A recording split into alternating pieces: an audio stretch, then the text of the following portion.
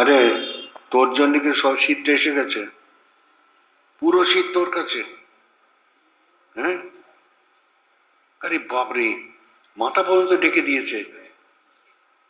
একটু ছুটে আয়, ওইখান থেকে ছুটে আয়। জানে দুবার ছোট। দেখ না, তুই ছুটতে পারিস না, তার কি হয়? ছুটতে জানিস না তুই? জানিস না তুই ছুটতে পারিস না, তাহলে আমি কি করবো? আমি হচ্ছে তোর চেয়ে ভালো ছুটতে পারি, জানিস? তুই পারবি না ছুটতে।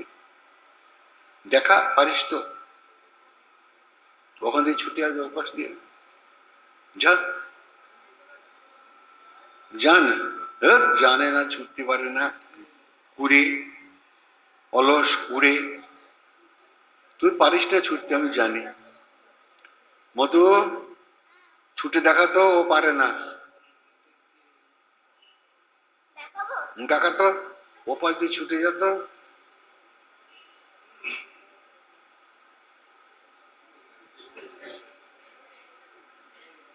ওই দেখ, ও ছুটে গেল, দেখেছিস? মধু চলে এসছে। ওই দেখ, তুই পারলি না, তুই হেরো। তুই হেরো, পারলি না, তুই হেরো। হ্যাঁ, তুই পারবি না, আমি জানি। তোর তো তোর তো পা নেই, দুটো পা নেই তো। বাড়িতে রেখে এসছিস খুলে। মাঝে মাঝে চেঁচাই কেন বলতো কি রে?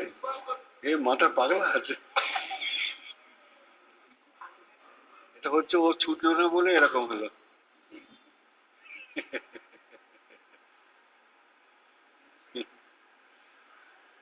বসো, বসো।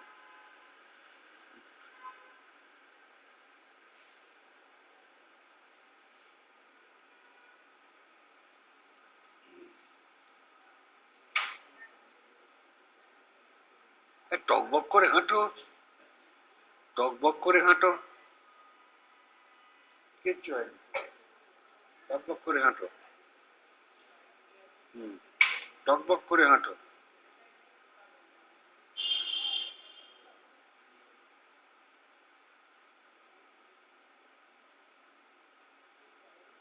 কোন চোরে নিতে পারবে বলতো দেখি?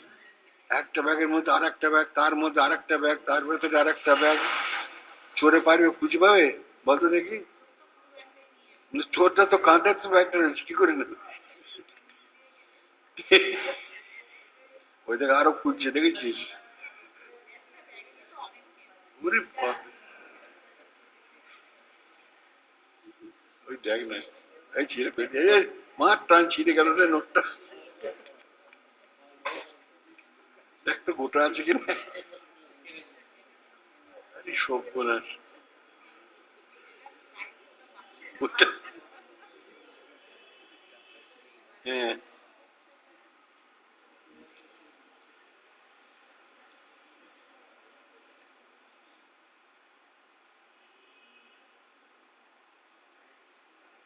তো তোমার কোথায় থাকলো? তোমার তো থাকলো না। তোমার কই? বাড়ি যাবে কি করে? ওইটুকু তো হয়ে যাবে। আছে তো, দেখো এখান থেকে নিয়ে যাও। নাও। ও লজেন্স আছে এর মধ্যে, ঠিক আছে। মানে লজেন্স আছে। আচ্ছা, ওটা খেতে খেতে যাবে কেমন? না না, ওটা তোমার রাখো। না না, একটা আমি দিচ্ছি।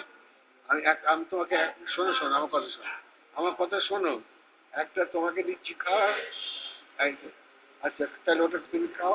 এটা মধু খাও। এদিকে আয়। হ্যাঁ না, এটা এটা আগে একটু একটা ছুটি হয়। ছোট ছোট ছোট ছোট দেখায়। না না, বসে বললাম ওটা তো কর কর। ধর ধর ধর ধর ধর। ওটা নে, তুলে নে। এবার ছুটি আয়। ছুটতে পারে না, কিচ্ছু না, বোকা মেয়ে।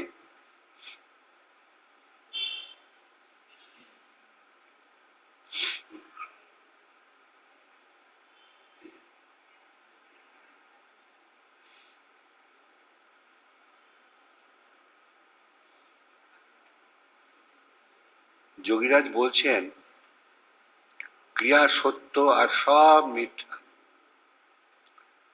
তাই যদি হয় তাহলে আমরা ভাত খাচ্ছি সেটাও মিথ্যা, আমরা বদমাইশি করছি সেটাও মিথ্যা, ভালো কাজ করছি সেটাও মিথ্যা। এরকম কি দাঁড়ায় নাকি আর কিছু দাঁড়ায়? আর ক্রিয়া সত্য আর সব মিথ্যা, বাকি তো অনেক কাজ আছে। চান করা আছে, পায়খানা যাওয়া আছে, পায়খানা না হলে তো মহা মুশকিল, সেটা মিথ্যা বলবো ওকে? কি কি কি হিসাবে বলছেন উনি? তো বলতে পারো? বলো। হ্যাঁ, কি হচ্ছে বোঝা যাচ্ছে না।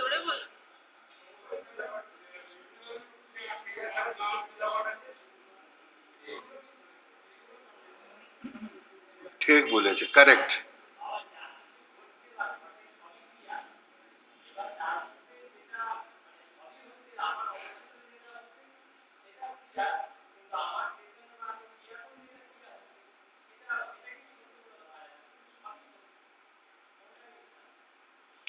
না না, প্রশ্নটা হচ্ছে ক্রিয়া সত্য আর সব মিথ্যা।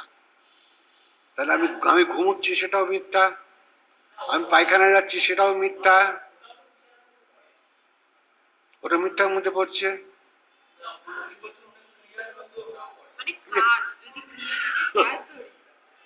ক্রিয়ার মানে আমরা যেটা ক্রিয়া করি সেইটা তো ক্রিয়া, সেইটা সত্য।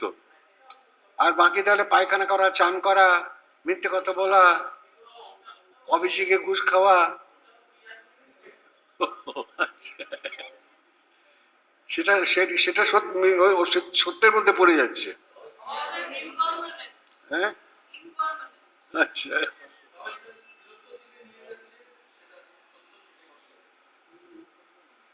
হ্যাঁ, এতক্ষণে জিস্ট বেরিয়েছে, বুঝেছো? জিস্টটা হলো, বসো বসো, জিস্টটা হলো, বলে গেল,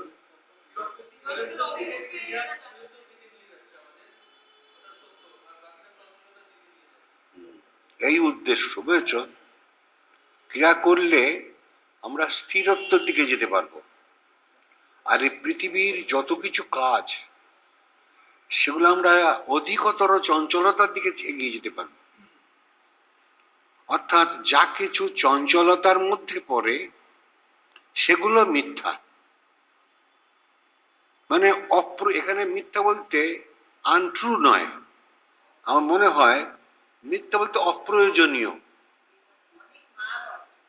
হ্যাঁ, কাজেই এই যে বাকি কাজ নিয়ে আমরা যে এত ব্যস্ত থাকি, বলছি ওইটাকে কম করে সময়টাকে বের করো, করে ক্রিয়া করো বেশি করে, তাহলে সত্যকে জানা যাবে। সেই সত্যকে জানতে গেলে আমাদের উত্তম প্রকারের ক্রিয়া করতে হবে, এইটা উনি বলতে চেয়েছেন। আর সব মিথ্যা, আমরা এই যে খাচ্ছি এটাও মিথ্যা, মিথ্যার মধ্যেই পড়ছে, কিন্তু বেঁচে থাকতে গেলে কিছু খেতে হবে। তারপরে আমি এত টাকা রোজগার করলাম, আরো চাই, এগুলোকে মিথ্যা বলছে না। মানে তোমার যতটুকু প্রয়োজন ততটুকু নিয়ে তুমি শান্ত থাকো, বসে বসে ক্রিয়া করো, মিটে গেল ঝামেলা। এটাই মূল উদ্দেশ্য আর কি। কারণ ক্রিয়া করলে আমরা ছুটি পাবো। কেন ছুটি পাবো? না, আমি নিজেকে জানতে পারবো। নিজেকে জানাটাই তো আসল। নিজেকে বলতে আমার দেহটাকে বোঝায় না, দেহকে যে বাঁচিয়ে রেখেছে তাকে বোঝায়।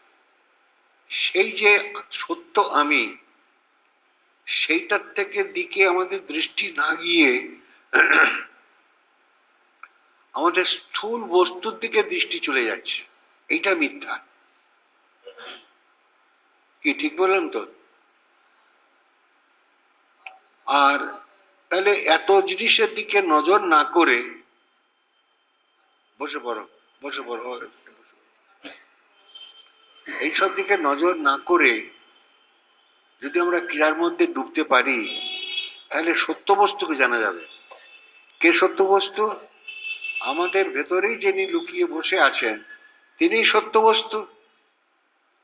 তিনি যতক্ষণ আছেন ততক্ষণ আমার ক্ষুধা লাগছে, পিপাসা লাগছে, ঘুম লাগছে, কাজ করতে হবে, পয়সা চাই, সব রকম আসছে। এই সবটাই তো বেঁচে থাকা অবস্থাকালীন, কিন্তু মরে যাওয়ার পরেও তো আমি আছি, সেটাকে জানতে পারছি না। তাহলে আমি যদি বর্তমানটাকে এবং ভবিষ্যৎটাকে যদি জানতে পারি, তাহলে আমার সব জ্ঞান এসে গেল। অতীতকে জানার কোনো দরকার নেই, কোনো প্রয়োজন করে অতীত, পাস্ট ইজ পাস্ট। তাহলে আমাদের সামনে যে আরো কত জন্ম পার করতে হবে, এই চিন্তাটা যদি মাথার মধ্যে থাকে, তাহলে আমরা ক্রিয়াকে বেশি ভালোবাসতে পারবো। আর ক্রিয়াকে যত ভালোবাসতে পারবো, ততই ওটা করবার দিকে আমাদের মন যাবে। তাহলে মূল ব্যাপারটা হচ্ছে ভালোবাসা ক্রিয়ার প্রতি, সেটাকে আগে দরকার আমার। এটা হচ্ছে স্বধর্ম। স্বধর্মে নিধনং শ্রেয়, পরধর্ম ভয়াবহ। তো এই যে নিজ ধর্ম যেটা, সেইটাকে আমরা না করে পরধর্মতে ইন্দ্রিয়ের কাজগুলোকে আমরা করে বেড়াচ্ছি। মন বলছে ওইটা কর, আমি করলাম। মন বলছে ওখানে যাই, আমি গেলাম। তো এইভাবে আমরা জীবনটাকে নষ্ট করে ফেলছি। কিন্তু আসল বস্তুর দিকে আমাদের মন নাই। সেইটা যাতে আমাদের মন থাকে, তার জন্যই আমাদের এই কথাগুলো বলা। অর্থাৎ নিজেকে জানতেই হবে। যতদিন জানা না যাচ্ছে, ততদিন আমাদের ছুটি হবে না। এই আসা যাওয়া আর ওয়া ওয়া ট্যাঁ ট্যাঁ কান্না, আর মানে আমি ভালো তুমি মন্দ, এইসব বুদ্ধি থাকবে। আর তখন গিয়ে দেখবে যে ওসব বুদ্ধিগুলো আর নাই। এই যে একটা আমি আমি ভাব, এগুলো থাকবে না। তাহলে সবই তুমি তুমি ভাব হয়ে গেল। তখন কিন্তু আমরা সত্যিকারের মানুষ হতে পারব। মানুষ মানে মান হুঁশ। আমার জীবনের যে মান, তার প্রতি হুঁশ অর্থাৎ খেয়াল যার আছে, সে মানুষ। যেমন পয়সার দিকে আমাদের খুব নজর, কেননা পয়সা ছাড়া জীবন চলবে না। তাহলে এই যে পয়সা পয়সা পয়সা পয়সা করছি আমরা, কিন্তু মরবার সময় কিন্তু তখন পয়সা পয়সা পয়সা করছি না। তখন ডাক্তারবাবু বাঁচাও, এইটা এসে যাচ্ছে।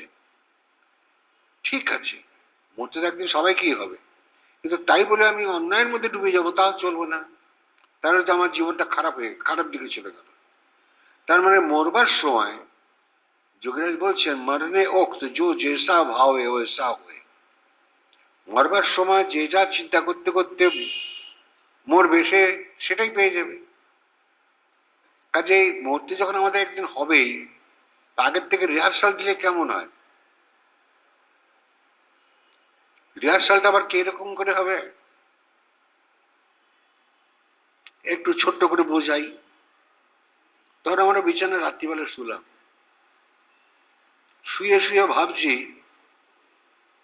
সারা আমার কাছ থেকে টাকা তুই নিলি, তুই দিলি না, আচ্ছা দাঁড়া, তোকে আমি এবার দেখে নেব। তুই আমার এই ক্ষতি করেছিস, তো আমি দেখ তোর কি ক্ষতি করি। এই যদি চিন্তা করি, এরকম মানে কুচিন্তা, তাহলে সেটা ভালো না।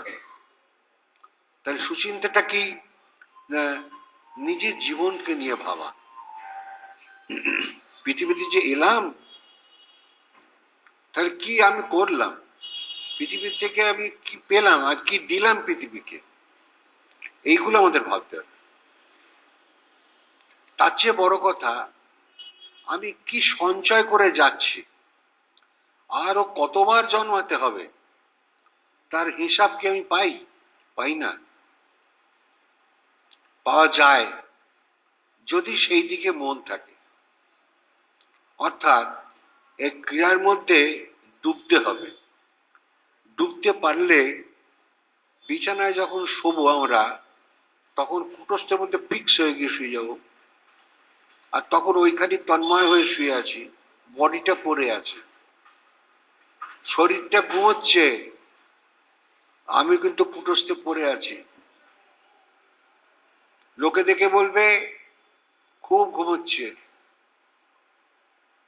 কিন্তু ঘুমোচ্ছে ঘুমোচ্ছে সে ঠিক কথাই, তাকে বলে যোগ ও নিদ্রা। অর্থাৎ সে ঘুমিয়েও ঘুমোয় না, সে সবকিছু করে কিন্তু কিছুই করে না, খায় কিন্তু খায় না। তার একটা প্রমাণ, যোগীরাজ এক ভক্তের বাড়িতে গেছেন, নিমন্ত্রণ করেছে, খাবার টাবার দিয়েছে তাকে, ভাত ডাল তরকারি মাছ ফাছ সব দিয়েছেন, সব খাচ্ছেন বসে বসে। তারপর উঠে বল, বাহ খুব সুন্দর রান্না টান্না হয়েছে বলে আশীর্বাদ করে আবার চলে গেল। এরপরে আর একটা ভক্ত ওনাকে একদিন নিমন্ত্রণ করেছে, বাবা বাবা আমার বাড়িতে একদিন খেতে হবে। আচ্ছা ঠিক আছে, সেখানে গেছে, সেখানে আমার মাছ টাছ দিয়েছে। তো বলছে আমাকে মাছ দিচ্ছে, আমি তো মাছ খাই না। বলছে হ্যাঁ বাবা আপনি মাছ খান। বলে ধরবো, আমি মাছ খাই না। বলে ওই দিন তো অমুকের বাড়িতে গিয়ে আপনি মাছ খেয়েছেন। বলে না আমি তো মাছ খাইনি। তার মানে উনি যে কি খাচ্ছেন সেটা তার মনেই নাই। একে বলে মানে যোগারূঢ় অবস্থা, আপন ভোলা অবস্থা। সেই যে আপন ভোলা অবস্থা, ওইটা আমাদের আনতে হবে, তাহলে নিজের ভেতরে নিজের থাকা যাবে। আর এই যত এই পৃথিবীর আকর্ষণের দিকে যাব, ততই গন্ডগোল বাঁধবে খালি। আচ্ছা আর দৌড়স না, এবার বসে পড়। দৌড়ে যাচ্ছে, দৌড়ে যাচ্ছে। আচ্ছা আর একটু হয়ে যাক। এবার আমার সামনে আয়, আমার সামনে, এখানে এখানে এখানে এখানে এখানে আয়।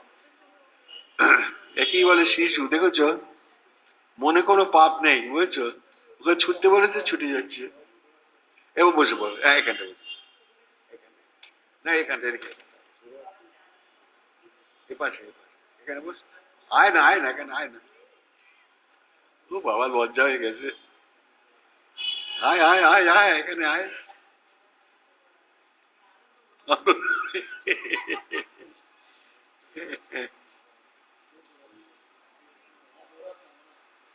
এবার এখানটা বস, এখানটা আয় আয় আয় আয় আয়।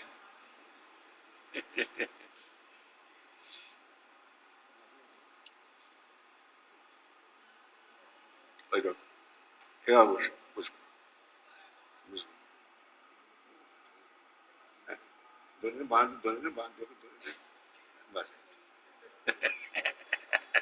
বন্ধু বন্ধু হয়ে গেছে।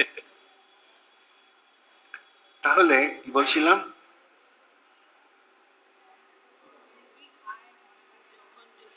হ্যাঁ হ্যাঁ,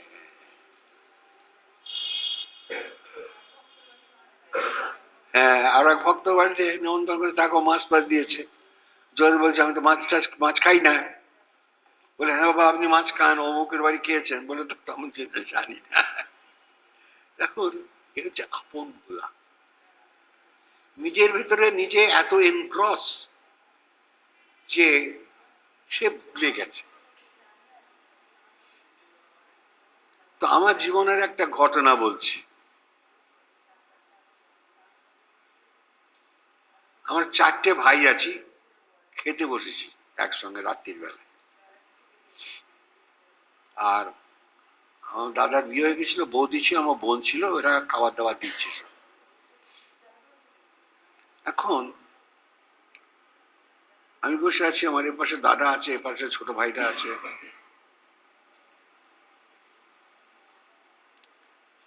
ওই পাশ থেকে আমার ছোট ভাই আমাকে ডাকছে, ভাই মেজদা, এই মেজদা।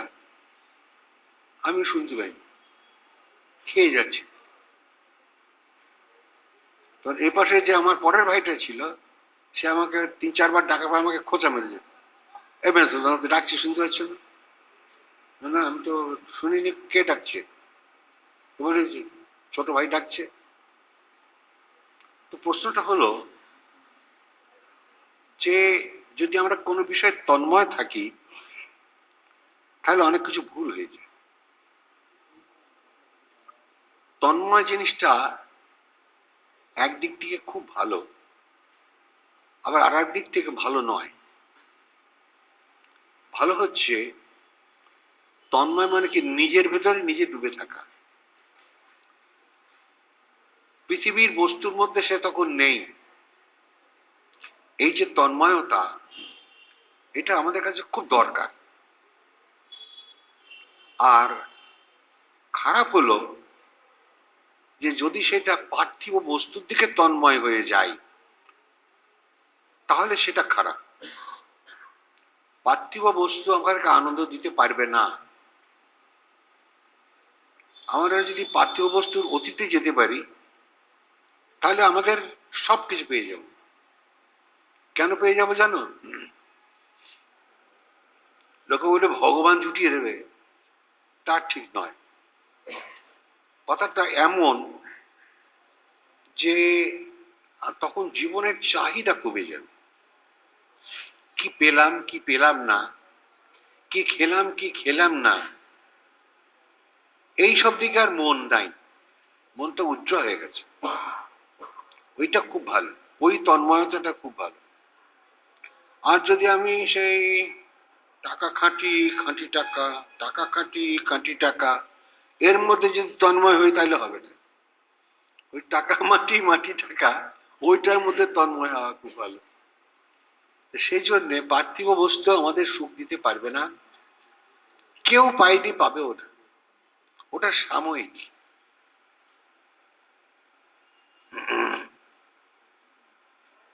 ধরো আমি আজকে 1,00,000 টাকা পেয়েছি, যেভাবেই হোক রোজগার করেছি কি যাই করেছি, আমি আলমারির মধ্যে এনে রেখে দিলাম চাবিটা দিয়ে। সকালবেলা উঠে দেখলাম আলমারির দরজাটা খোলা, টাকাটা নেই।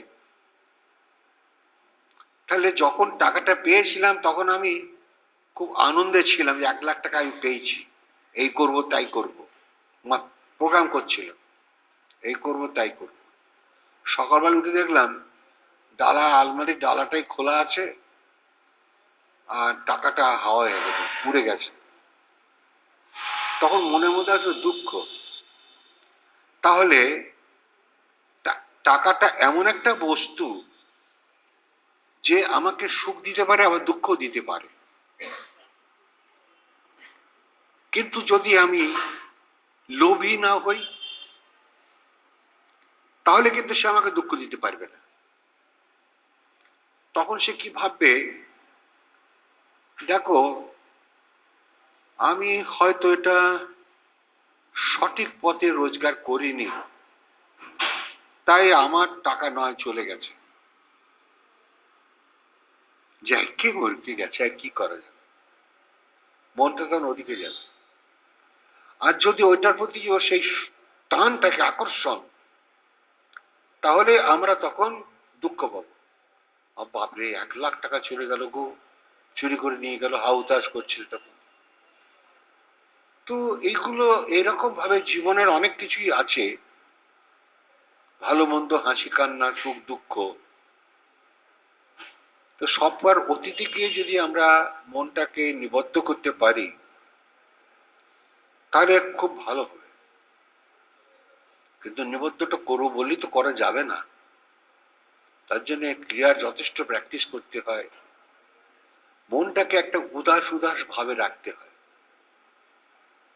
উদাস ভাবে মন রাখলে তার কোনো ক্ষতি করতে পারবে না, করলেও সাময়িক হয়ে যাবে, তার মনে দাগ কাটতে পারবে না।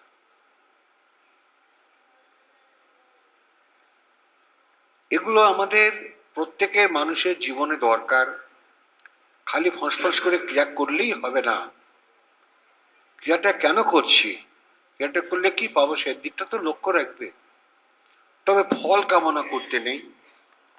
আমি ক্রিয়া করছি আমার চাকরি হয়ে যাবে, হ্যাঁ হতে পারে, আমি অস্বীকার করছি না। কারণ যোগরাজ বলছেন ক্রিয়া করলে মঙ্গল, না করলে অমঙ্গল। তাহলে তার কথা তো মিথ্যা হতে পারে না, এ তো স্বয়ং ভগবান। তাহলে ক্রিয়া করলে আমার মঙ্গল নিশ্চয়ই হবে। কিন্তু কি মঙ্গল? আমরা মনে করি টাকা পেলে মঙ্গল, আরো তো অনেক কিছু আছে মঙ্গলের। শান্তি লাভটাই তো আসল। তার মন উদাস, শান্তিতে নেই, শান্তির মধ্যে যে ডুবে আছে, সে তাকে অশান্তিটাকে স্পর্শই করতে পারছে না। তার কি আছে সে নিজেই জানে না, কালকে কি খাবে সে জানে না, খেয়াল নাই। তো এভাবে যদি আমরা জীবনটাকে সুন্দর করতে পারি তাহলে আমাদেরই ভালো হবে।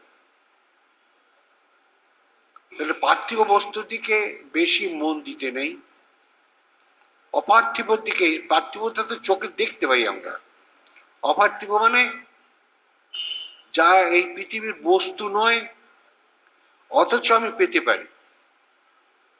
সেটা কি? যেমন ধরো শান্তি। শান্তি বলে কোনো বস্তু নাই পৃথিবীতে। শান্তি একটা মনোগত অবস্থা। সেই অবস্থাটাকে যদি আমরা লাভ করতে পারি তার চেয়ে বড় জিনিস আর আমি কি পেতে পারি? শান্তিটাই তো আসল। শান্তি পাওয়ার জন্যই তো আমরা যত কিছু করছি। ধরো খুব খিদে পেয়েছে, আমি তখন যদি শান্তি শান্তি করি তাহলে আমরা তো ক্ষুদে যাবে না, তাহলে আমাকে ভাতটা খেতে হবে। ভাত খেলে তখন ভাতটা খেলে তারপর শান্তি। তাই বলে আমি ভাত খাবো না, আমি শান্তি চাই, তা হবে না। তাহলে ভাতটা খেয়ে নাও। কিন্তু খেতে বসে এটা খাবো না, ওইটা কি, ওইটা কি, তাহলে ঠিক শান্তি হলো না। আমার মানে খাবার দিকে লোভ থেকে গেল। এই লোভটা ভালো না, লোভটাকে অ্যাভয়েড করো, দেখো ঠিক শান্তি আছে। এরকম ভাবে জীবনের প্রতিটা পদক্ষেপে আমরা যদি নিজেকে সঠিক পথে চালু করতে পারি তাহলে আমাদেরই ভালো হবে। এগুলো আমাদের সবসময় মনের মধ্যে রাখতে হয় যে আমি কি করছি আর কেন করছি। আমি ভালো তুমি মন্দ, এটাও তো অন্যায়। কে বলেছে আমি ভালো তুমি মন্দ? আমার ভালো লাগেনি তোমাকে তাই তোমাকে মন্দ বলেছি, কিন্তু কেন? আরেকজনের কাছে তুমি ভালো লোক। কাজে কে ভালো কে মন্দ বিচার করার দরকার নেই আমার পৃথিবীতে এসে।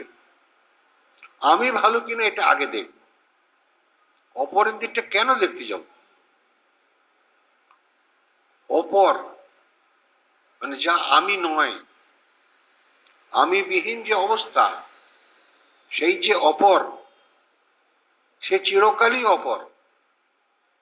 অর্থাৎ ইন্দ্রিয়গত মন অপরের, অতীন্দ্রিয়গত মন আমার। সেইটাকে মাথায় রাখতে হবে। যা আমাকে লোভাতুর করে তোলে সেটা ভালো নয়, যা আমাকে লোভের অতীতে নিয়ে যেতে পারে সেইটা ভালো। এই যে বিচার, এগুলো আমাদের মনের মধ্যে সবসময় রাখতে হবে, তাহলে ক্রিয়াটা আমাদের খুব সুন্দর হবে। কিচ্ছু চাই না, চাই না মাগো রাজা হতে, পাই যেন দুবেলা খেতে, দ্বারে যদি অতিথি আসে মা, না হয় যেন মুখ লুকাতে। এইটুকু তো চাই। এর বেশি চাওয়া মানে হচ্ছে আমি ভিখারি হয়ে যাচ্ছি, খালি চাই চাই চাই চাই চাই চাই। ভগবানের কাছে আমরা ভিখারির মতন চলছি, আরো দাও ভগবান, আরো দাও, আরো দাও, আরো দাও। এইটা পেলে আমার শান্তি হবে, ওইটা না পেলে শান্তি হচ্ছে না। এইগুলো হচ্ছে চাওয়া পাওয়ার ব্যাপার ভগবানের সঙ্গে। কিন্তু হে ভগবান, তোমার চরণটা কি করে পাবো এটা তো আমরা ভাবি না একটু। তাই সবচেয়ে ভালো সময় কি জানো? চাকরি করছো, ব্যবসা করছো, সবই থাক, কিন্তু যখন বিছানায় আমি শুলাম তখন আমার ভেতরে আমি থাকবো। দেখি না ঠাকুর তুমি কত কষ্ট দিতে পারো। তো মনটা তখন হবে উদাস হয়ে যাবে, সবটাই অনিত্য বলে মনে হবে তখন। এই যে দিকটা, এইটা আমাদের মাথায় রাখা দরকার।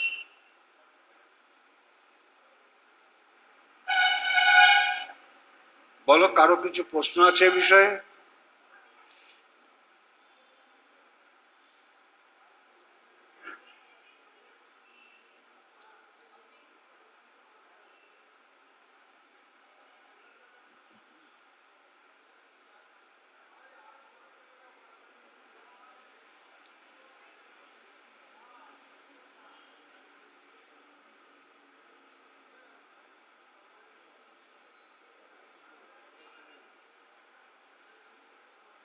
এখন তোমরা বলো, মধু সত্য না মধুর বর সত্য?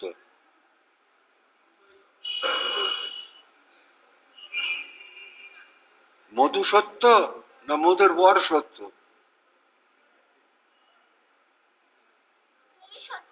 আবার আমি বলেছি মধুর বর সত্য না মধু সত্য?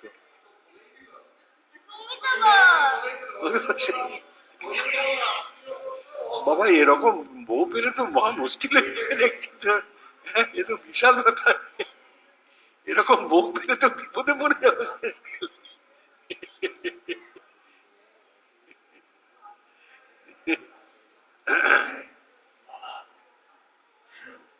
এই যে এটা তুমি চেক করেছো? ঠিক আছে, ভালো হ্যাঁ হ্যাঁ, তার মানেই তো একই তো, সে তো আপন হয়ে গেল। আর আমি বলছি অপর। হ্যাঁ, পর নয় না, সেটা উল্টো মানে অভিধান তা বলছে না। সেটা তিনি যেরকম বুঝেছেন সেরকম করেছেন, তার মেধায় তাই এইটাই এসছে। কেন ওই অটা সবসময় নেগেটিভ, অ থাকলেই নেগেটিভ হয়ে যাবে, সেই হিসেবে উনি করেছেন। গ্রামাটিক্যাল ব্যাপার।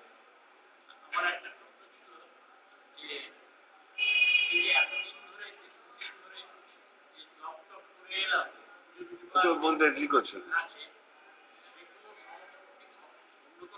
না, কেন করবে? যদি বাড়িতে থাকে করবে। দেখো এই ডিসিশনটা তোমার নিজের। তুমি দেখো,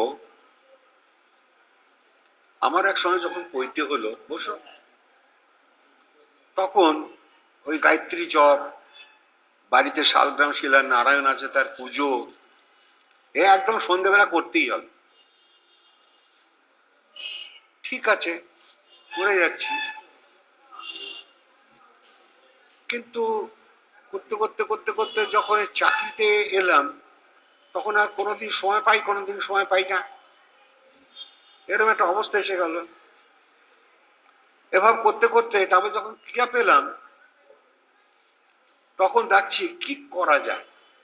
এই যে শালগ্রাম শিলা নারায়ণ, আমার বংশে অন্তত 750 থেকে 800 বছর ধরে চলে আসছে একটা শালগ্রাম শিলা নারায়ণ। একে আমি কি করি? আমি একে পুজো করবো সে সময় তো পাচ্ছি না, কারণ আমার নাইট ডিউটি আছে, ডে ডিউটি আছে, মর্নিং ডিউটি আছে, চাকরি যা এরকম, তার সঙ্গে পুজো করার কোনো উপায় নেই। তখন কায়দে যে মন্দির করলাম, সে মন্দিরে গিয়ে শালগ্রাম শিলা নারায়ণটাকে দিয়ে দিলাম। কারণ ওখানে খালি যোগেন্দ্রের মূর্তি যদি থাকে আর শালগ্রাম শিলা যদি না থাকে, তাহলে সেটাকে মন্দির বলবে না কেউ, সেটা পুণ্যভূমি হবে না। সেই জন্যে সেই শালগ্রাম শিলার নারায়ণকে আমার দেশের বাড়ির থেকে আনিয়ে আমি ওখানে আবার রেখে দিয়ে দিলাম, প্রতিষ্ঠা করি। তাহলে দেখো, যেহেতু এটা আমার বহু বংশের বহু জেনারেশন ধরে চলে আসছে, কিন্তু আমার জেনারেশনটা বাড়তে বাড়তে এত বড় হয়ে গেছে যে কে কোথায় গেছে এখন আর কেউ জানে না। কিন্তু তারা আর এই পুজো পাঠের মধ্যে নেই, ভোগবাদে ঢুকে গেছে, আরো চাই দিকে ঢুকে গেছে। শালগ্রাম শিলার কথা ভুলে গেছে তারা। কেউ কলকাতা এসছে, কেউ আমেরিকা গেছে, কেউ লন্ডন গেছে, এভাবে কোথায় কে চলে গেছে তার কোনো ঠিক নেই, পাওয়াই যায় না তাকে। যখন জেনারেশন বই দেখছি, আবার এত লোক, ধর আমার নাতি পর্যন্ত সেখানে নাম লেখানো আছে প্রিন্টেড বইয়ে, কিন্তু বাকি লোকগুলো, ওই যে দূরের লোকগুলো, আমি দেখছি সম্পর্কে ওটা টাকা হচ্ছে, ওটা যেটা হচ্ছে ওটা দাদু হচ্ছে, কিন্তু তাদের সঙ্গে দেখা নাই। কেন? কে কোথায় ছিটকে গেছে তার কোনো ঠিক আছে জীবন সংগ্রামে? তাহলে এই যে আপনজন হয়েও পর হয়ে গেছে, তাহলে পর কি করে হলো? না তার সঙ্গে আর কোনো লিঙ্ক নাই, নেগেটিভ হয়ে গেছে, সেই জন্য অপর হয়ে গেল। হ্যাঁ, পটা আবার খালি পর যেটা সেটাও নেগেটিভ। পর মানে তো সেকেন্ডারি হয়ে গেল না, আর যদি অপর হয় তাহলে একদম কমপ্লিটলি নেগেটিভ।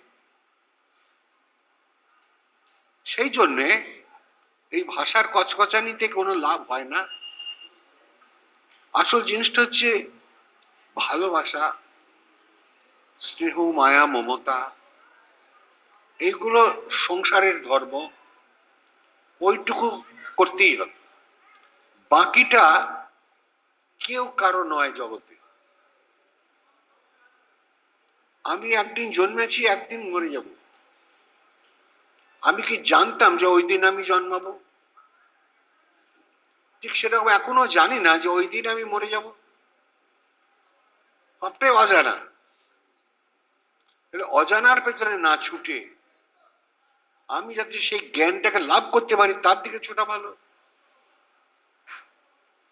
আমার কবে মরবো এটা জানার কোন দরকার আছে?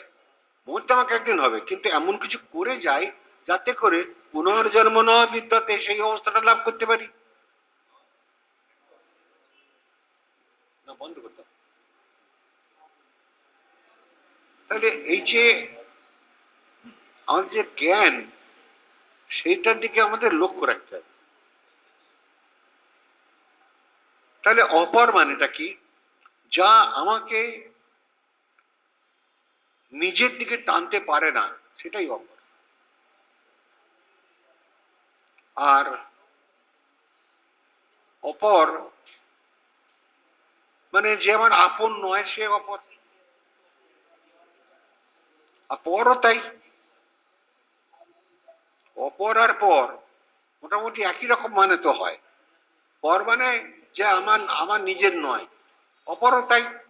এখন দুটো ওয়ার্ল্ডই তো একই রকম মানে আসছে।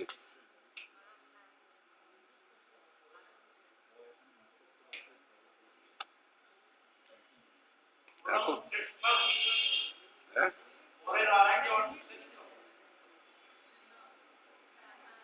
পরের আর একটা হচ্ছে শ্রেষ্ঠ। ভালো। হ্যাঁ,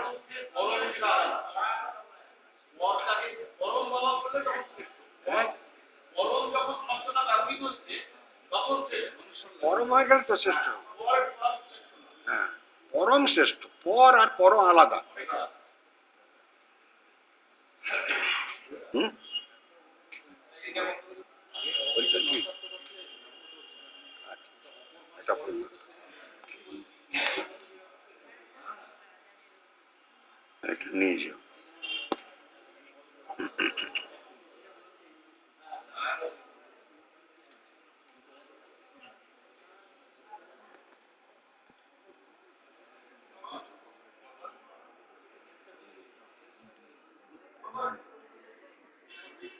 হ্যাঁ বলো।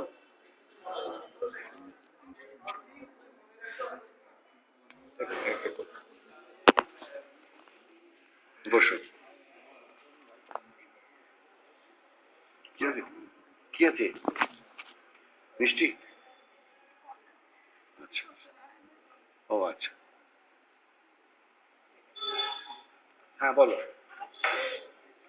আর এবার বসে পড়ো বাবু রে, এবার বসে পড়ো। বাহ, একটু কাছে। ও আচ্ছা আচ্ছা আচ্ছা। দেখো সোজা কোন অবস্থায় পৌঁছলে শান্তি লাভ হয়, এটা হচ্ছে ওর প্রশ্ন। তাহলে আমরা একটা প্রশ্ন এখানে বুঝতে পারছি প্রশ্নটার মধ্যে, যে আমাদের ভেতরে আর একটা অবস্থা আছে, তাই না? সে অবস্থাটা যদি যেতে পারি তাহলে আমরা শান্তি পাবো। আর এখন আমি শান্তি পাচ্ছি না কেন? না ঠিক সেই অবস্থাটার মধ্যে আমি যেতে নেই, আমি নেই এখন। তার থেকে দূরে আছে। তাহলে কোন অবস্থাটা শান্তিপূর্ণ আর কোন অবস্থাটা শান্তিবিহীন, এইটা খুঁজে বের করতে হবে, করে সেই দিকটা আমাদের যেতে হবে। একটা জিনিস আমাদের মনে রাখা দরকার সবসময়,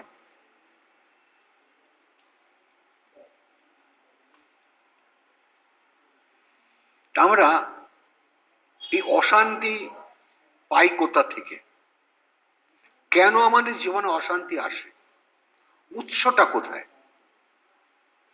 এইটাকে যদি আমরা বের করতে পারি তাহলে অশান্তিটাকে বুঝে যাবে।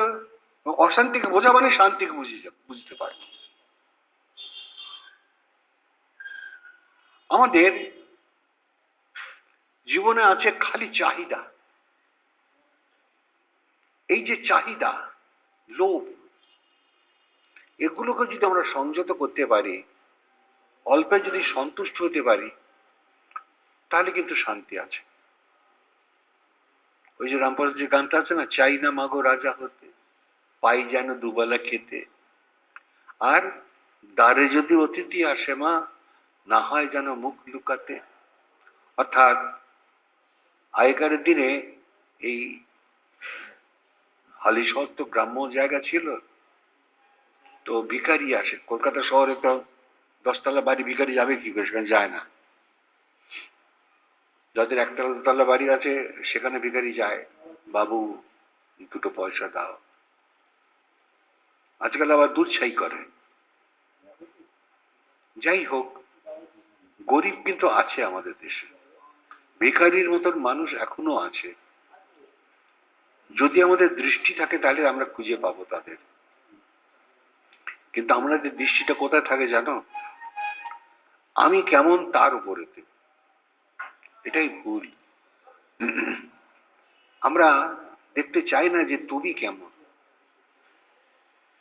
তুমি কেমন বিচার করতে গেলে আবার হিংসাও আসতে পারে, সেটাকে বাদ দিয়ে করতে হবে। তুমি ভালো না আমি ভালো, এটা প্রতিযোগিতা এসে গেল, এটাকে বাদ দিতে হবে। দিয়ে একটা নিউট্রাল মনে বিচার করতে হবে, তাহলে আমরা ওইটাকে খুঁজে পেয়ে যাব। অর্থাৎ লোভহীন, হিংসাবিহীন, এরকম একটা মন নিয়ে যদি আমরা সবার সঙ্গে সবাই মিশতে পারি, তাহলে সত্যিই ভালো সেটা। কিন্তু যদি আমার ভেতরে লোভ, হিংসা, কিছু প্রতিদানের মতন মন, তাহলে সেগুলো হবে না। অর্থাৎ কি বলবো, একটা নির্লিপ্ত মন চাই। এই যে শনি রবিবারে আমরা এখানে সবাই আসি, বসি, কেন? নিজেদের মধ্যে যে কথাগুলো হচ্ছে সেটা আমাদের 5 জনের কানে যাচ্ছে। তুমি একরকম বললে, তুমি একরকম বললে, তুমি একরকম বললে, তার থেকে আমাদের সকলেরই জ্ঞানটা বেড়ে যাচ্ছে। এটা কি করে হয় জানো? ভালো ক্রিয়া যদি আমরা করতে পারি, তাহলে মনের ছটপটানিটা কমে যাবে।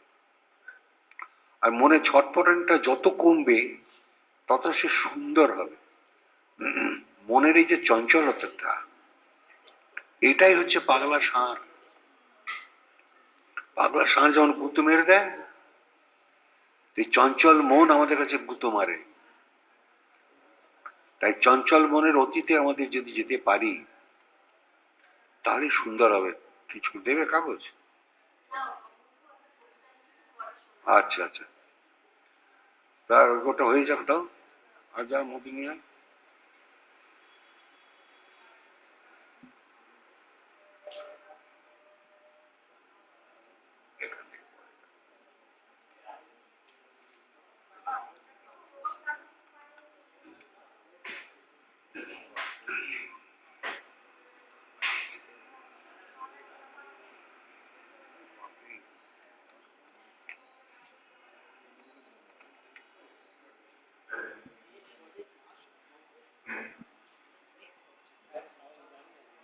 মধু লিখেছে একটা কবিতা। কবিতাটাও বেশ মধু মধু কবিতা, আমরা এখন শুনছি।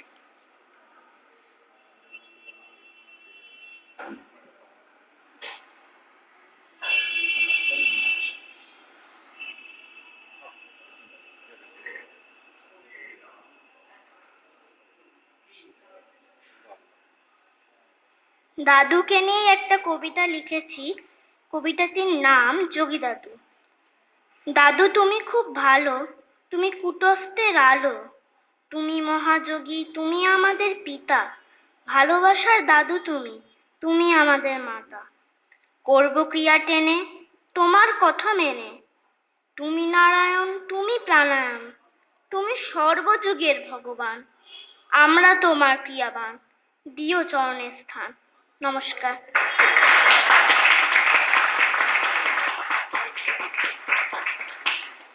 দারুণ দারুণ কবিতা, দারুণ কবিতা, দারুণ কবিতা। বাহ, সুন্দর মধু, এই না হলো মধু, মধু মধু কথা। খুব ভালো, খুব ভালো, খুব ভালো। হ্যাঁ, তাহলে আমরা মধুর কবিতা পেলাম।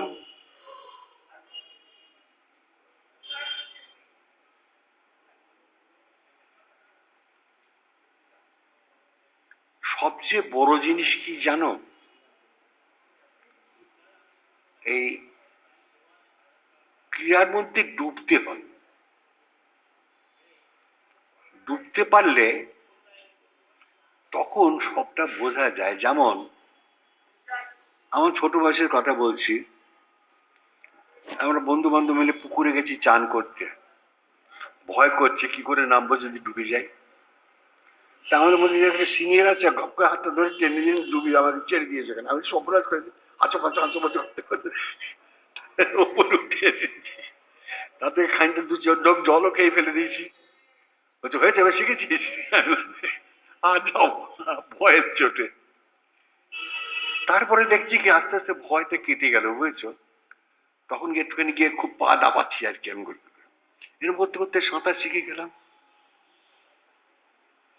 তারপরে প্রতিযোগিতা হলো পুকুরের এপার থেকে ওপারে চলে যেতে হবে, কে কত আগে যেতে পারে, এরকম হয়ে যেত প্রতিযোগিতা। তো প্রশ্নটা হলো, এইটাই যদি একটা সাধারণ জিনিস যদি আমরা করতে পারি, তাহলে ভালোটা কেন করতে পারবো না? তো ভালো বলতে কি, যা মন্দ নয় সেটাই তো ভালো, যা আমার চিরকাল থাকবে সেটা ভালো। এই পৃথিবীর কোনো কিছুই আমার সঙ্গে যাবে না, আমার পাপও আমার সঙ্গে যাবে না, পুণ্য আমার সঙ্গে যাবে না। তবে কর্মফল বলে একটা আছে, সে আমাদের পিছু ধাওয়া করে। কাজে আমরা এমন কিছু কর্ম করব না যেটা করলে আমার অধঃপতন হতে পারে। আমি কেন করবো সেটা? আর ভালো কাজ কি, যা মন্দ নয় সেটা ভালো। গরিবকে দু পয়সা দেয়া ভালো, থাকলে দেবে না থাকলে দেবে না, কিন্তু তাকে দুচ্ছাই করে তাড়িয়ে দেওয়াটা ভালো না, সেটা কখনো নয়। আমরা অনেক সময় দেখেছি কেউ যত বাবু দুটো পয়সা, তখন আমি হাত দেখলাম যে আমার কাছে পয়সা নেই, আমি নিজে হাত জোর করলাম, সে আবার চলে গেল।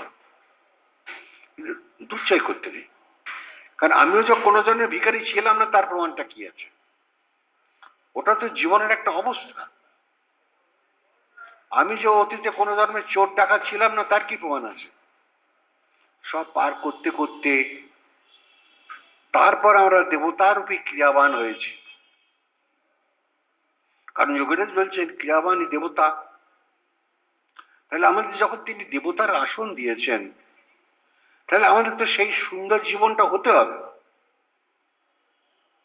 হতে গেলে যেরকম যেরকম চলা উচিত সেটা চলতে হবে ভালো করে। ভালো চাই, ভালো মানে যা মন্দ নয় সেটাই তো ভালো, সেই ভালো কাজ। ভালো কাজের ফলটা আমি ভালো পাবো। আমি যদি খ্যাঁচ খ্যাঁচ খ্যাঁচ খ্যাঁচ করি দিন রাত, তাহলে তোমার কি আমাকে ভালোবাসবে? সেটা হয় না। সেরকম একটা সুন্দর জীবন চাই। কোথায় যাচ্ছ? এদিকে এসো, একটু মাইকটা ধরো।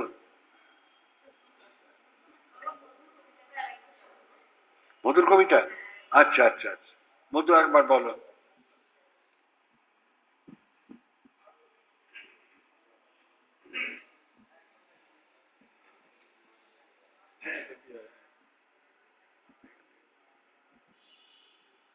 বল, আমি মধু বলছি।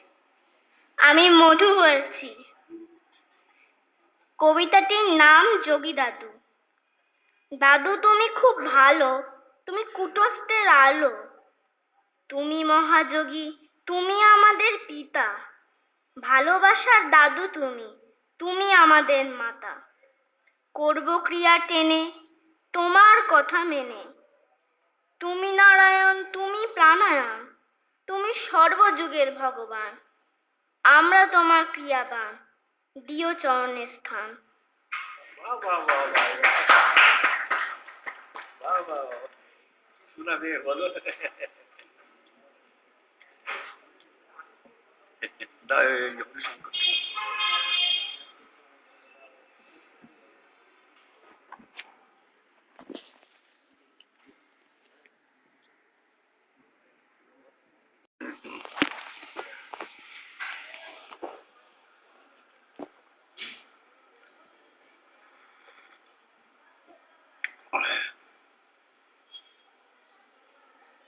জীবনকে সুন্দর করতে হলে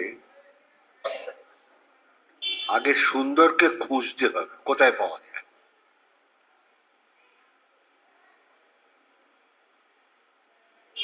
সেই যে সুন্দরকে খোঁজবার যে উপায় এবং প্রচেষ্টা, সেটা বজায় রাখতে হবে।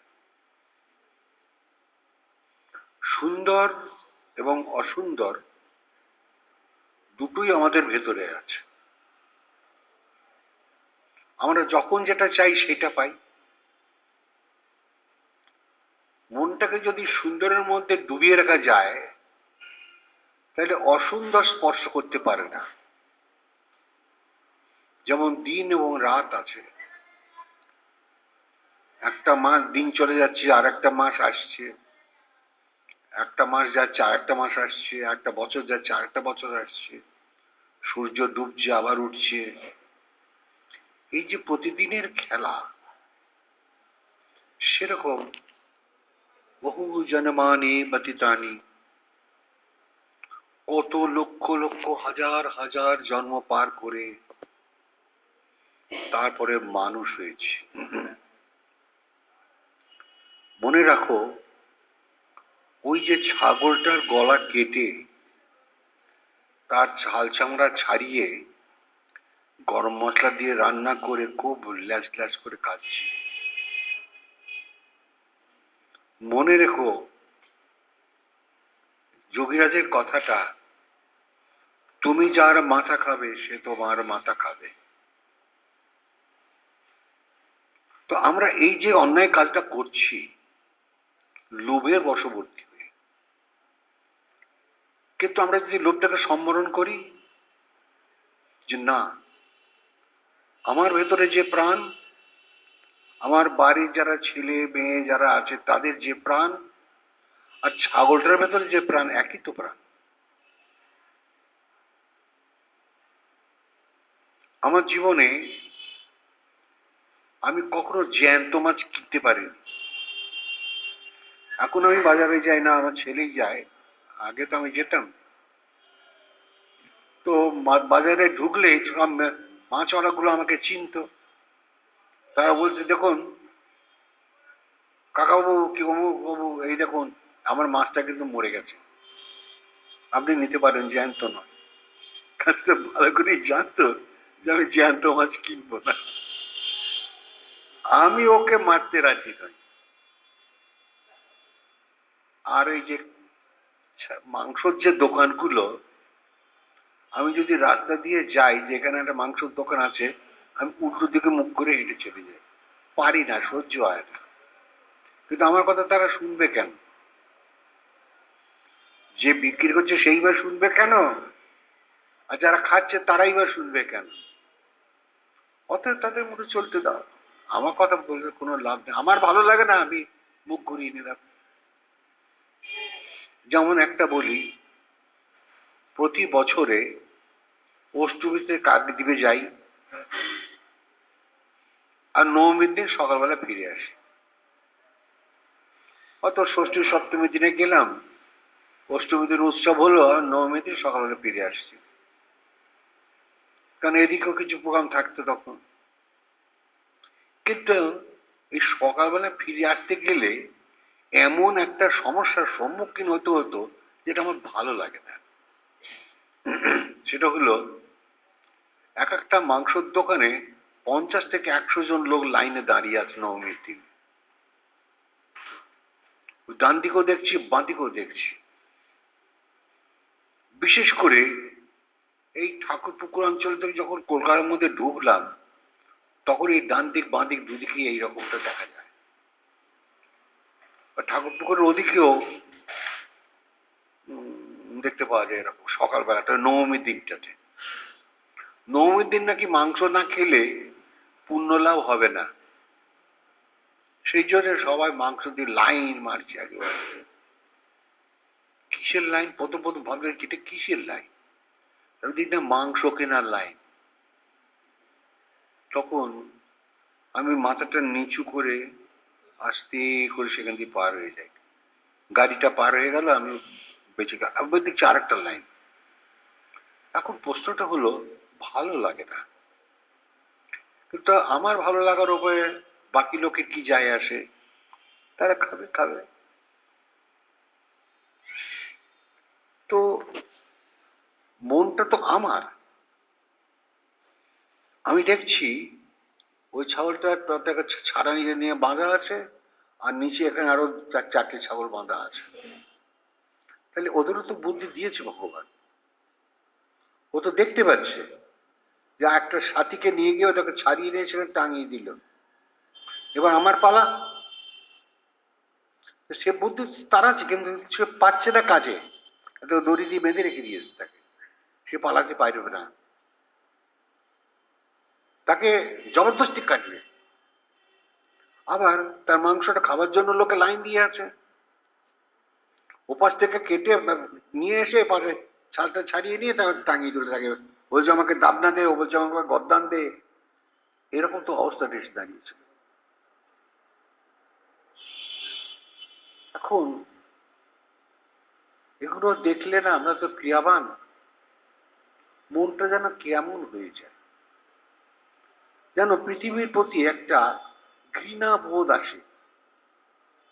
যেন মাংসাশী মানুষ মাংসাশী বাঘের মতো হয়ে গেছে। বাঘ তাড়িয়ে নেমে হরিণটাকে খায়, আর এ দড়ি দিয়ে বেঁধে রেখে কেটে কেটে খায়। ব্যাপার তো একই। কিন্তু আমার কথা কেন শুনবে লোকে? অতএব বলি না, তোমরা ক্রিয়াবান, তোমরা আমাকে ভালোবাসো, আমিও তোমাদের ভালোবাসি। তাই ওইটা ভালো লাগে না এই কথাটা আমি তোমাদের কাছে জানি। তাই তোমাদের আমি খেতে মানা করছি না, যার ভালো লাগে নিশ্চয়ই খাবে, কিন্তু আমার ভালো লাগে না। এখনো পর্যন্ত ওই দেখো আমার ছেলে আর নাতি বসে আছে, আমার বাড়িতে এখনো মাংস ঢোকায়নি। কেন হবে না? আমি পারবো না, আমার দ্বারা হবে না। জ্যান্ত মাছ আমার ছেলেও কোনোদিন কিনে আনে না। ওই মরে গেছে, পচে যায়নি, সেই মাছটা খাবো, নাহলে খাবো না। তো একটা প্রাণীকে আমি হত্যা করতে যাব কেন? আমার একটা স্বভাব কি জানো, বেসিনে হাত ধুতে গেলে দেখি আগে দেখে নি পিঁপড়ে পিঁপড়ে আছে কিনা। যদি কোনো পোকা বা পিঁপড়ে থাকে, আস্তে আস্তে হাত দিয়ে ছুঁড়ে তাকে ওইদিকে সরিয়ে ফেলে দিলাম বাইরে, তারপরে আমি জলটা খুলবো। এটা আমার একটা অভ্যাসে দাঁড়িয়ে গেছে, যে আমি জলটা পাট্টক করে আমার একটা পিঁপড়ে আছে, একটা অন্য কোনো ছোট পোকা আছে, জলের সঙ্গে ধুয়ে বেরিয়ে গেল ড্রেন দিয়ে, আমার দ্বারা হবে না, আমি পারিই না। তো আমার প্রশ্নটা হচ্ছে যে আমি পারি না বলি যে তোমরা পারবে না, তা আমি বলছি না। যার যেটা ভালো লাগে সে সেটা করবে। আমার যেটা ভালো লাগে আমি সেটা তোমাদের কাছে বললাম, চাপিয়ে দিচ্ছি না তোমাদের কাছে। কারণ আমি একটা জিনিস চাই, যে আমার